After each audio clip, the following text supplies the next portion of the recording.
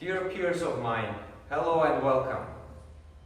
Have you ever been wondering about what is the purpose of life? I'm sure all of you did and got different answers to that question. I myself was quite interested in this topic, and upon being introduced to some related content together with the extensive research, I could understand what the purpose of life is. And if you listen carefully enough, I assure you that you'll gain valuable insights as I finish the speech. So what is the purpose of life? If you ask a group of people about what the purpose of life is, they will likely tell you that it's being happy. However, without realizing it, they are actually telling the falsehood. Nobody really wants to be entertained within the domain of their hedonistic desires, although they will allow for some hedonism to be appearing within what they regard as happiness. Rather, people would opt to avoid negative emotion. And if you survey people carefully enough, you will get that they really want to avoid negative emotion, and that is what they perceive as the ultimate goal of life. And within the endeavor of avoiding negative emotion, people also would really like to get the positive one. And the question is, how do I avoid negative emotion together with perceiving the positive one? And the answer to that is, the way of getting positive emotion is when the one commits the set of actions, set of movement forward in a pursuit of some goal. So each step forward you lay down in a pursuit of some goal makes you to get the positive emotion. And the positive emotion does not only regard as the fulfillment of your soul, but also triggers the neurological response of your brain, which acts for enthusiastic behavior, which makes you to go one step further once more. So the pursuit of goal makes you to get the positive emotion.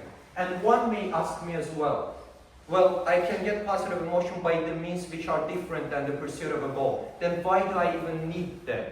Why do I even need to stick to your plan?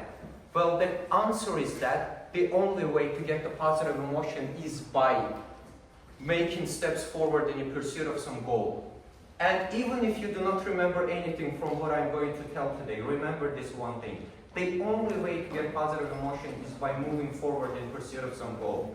And then one more question appears, and the question is that, what is the alternative to the constant movement forward? What is the alternative? The alternative is that you get backward or you are static. But being in the sense of being static is not really likely to be, because you are either moving forward or you are moving backward. And the movement backward is associated with negative emotion, including depression, misery, disorders. And nobody would really like to get that. So everybody would like to be in a pursuit of some goal in one way or another. And then the next question appears what do I even have to do in order to be able to stick to the plan of moving forward in pursuit of some goal? And the answer to that is, you have to undertake responsibility. The action of taking responsibility by doing something worthy is the only thing that can make you be able to continue and stick to the loop of moving forward in the pursuit of some goal. And the next question is that, what does responsibility even grants me? The answer to that is, together with the positive emotion cycle that I've discussed and introduced right now, you also contribute to the well-being of your society.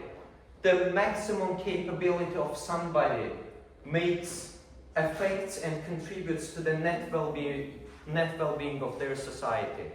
And we can see it by this slide as well. First, your soul is being fulfilled, and the next one is you contribute to the well-being of your society. So, even though we have understood the concept of responsibility, there's also one integral part of responsibility that shouldn't be avoided. And this indispensable part of responsibility that we should all consider is morality.